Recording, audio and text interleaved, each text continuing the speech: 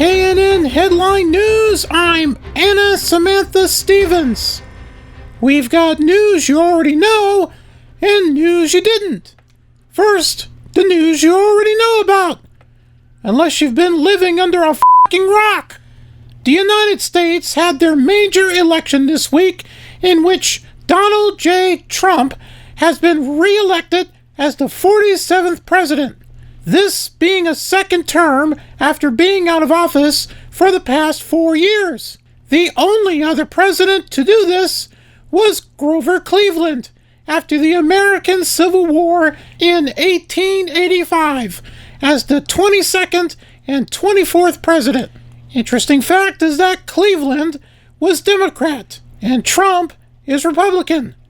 Each party now has a president who has served non-consecutive terms. Trump won 312 electoral votes. Trump also won the popular vote by over 4 million votes compared to Vice President Kamala Harris.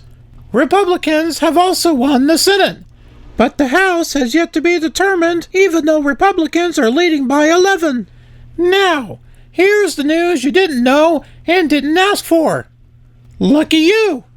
All right, brace yourself, because the FDA's had it with oral phenylephrine, yes, the so-called decongestant, in everything from Sudafed to NyQuil. Turns out, after decades of being shoved down people's throats, literally, they finally confirmed what we've all suspected. That shit doesn't work. All those times you thought popping a couple of pills, taking a swig of some nasty-ass medicine would clear you up? Yeah, that was a waste. Because apparently, when you swallow this crap, less than 1% of it actually gets absorbed. That's about as effective as wishing for your congestion to disappear. Or this show to disappear. Now, the FDA is proposing to kick phenylephrine out of the OTC aisle. Do you know what OTC stands for? Over the counter. Look it up. It's a fact. Anyways, the big pharma cheerleaders, the Consumer Healthcare Products Association, are whining that it's still safe and should stay on the shelves. Safe? Sure, it's as safe as a sugar pill and just as helpful. And now we go to snake news. What the fuck? This should be called waste of time news. Anyway, just when you thought the world couldn't get more ridiculous, researchers discover a new snake species in the western Himalayas and decide to slap Leonardo DiCaprio's name on it. Anguculus DiCaprioli. Apparently, the snake's as boring as it sounds, reaching a whopping 22 inches long with a short head and a steeply domed snout. Riveting, right? These scientists claim they named this new reptile after DiCaprio because he's some kind of environmentalist hero. Apparently, his entire shtick revolves around global climate change and biodiversity loss, which sounds great until you realize he's probably more famous for getting wrecked by an iceberg. And here's another news report about snakes you didn't ask for. Neither did I, so shut up. A group of scientists in Florida just discovered that a giant python ate a deer because, you know, snakes eat things. But no, this isn't just any boring meal. This time, it's important because the snake downed a white-tailed deer in front of some biologists who apparently needed to see it in real life to believe what's been happening for years. Ian Bartosik, a wildlife biologist who's been chasing snakes in the Everglades for over a decade, couldn't believe his eyes. This was the most intense thing I've ever seen, Bartosik said. He and his team stayed glued to the spectacle, watching in awe as the snake took 30 minutes to swallow the deer. Kind of like this news show that would probably take 30 minutes because of the bullshit I have to report. And now it's time for sports. I'm sorry. No!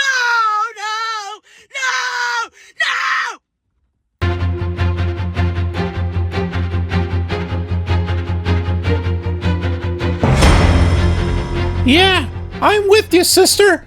I don't want to deal with this bullshit either. But thankfully, Bob is back to report. Bob! Yeah, what's new? Do we have a translator? Bob! Good kick should be returnable. From the 10. It's a fumble. The Lions are there to pick up the ball. Great play. Chicago lines up in a 4-3. Looking for the goal line. Touchdown, Lions. I'll tell you, they just knocked that defensive line backwards on that play. Watch it here. The offensive line explodes off the ball. The defense can't get any penetration, and the runner is in the end zone. The Bears come out in a nickel package. With the pass. And he is bumped out of bounds at the 37. That was a great catch along the sideline by the receiver. That's something that takes excellent body control and years of practice to perfect. When you can make sideline catches like that, a receiver is even more valuable because nearly every pass is a possible completion. Going for the deep man. Jumps up and comes down with it. Harris is there for the tackle at the 14-yard line.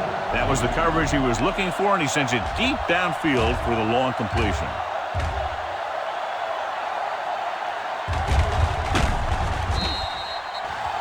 Dropping back to pass on a first down. Floats one into the end zone. Touchdown, Detroit. Jones in the backfield. Crossing it left, trying to convert for the first. The 30.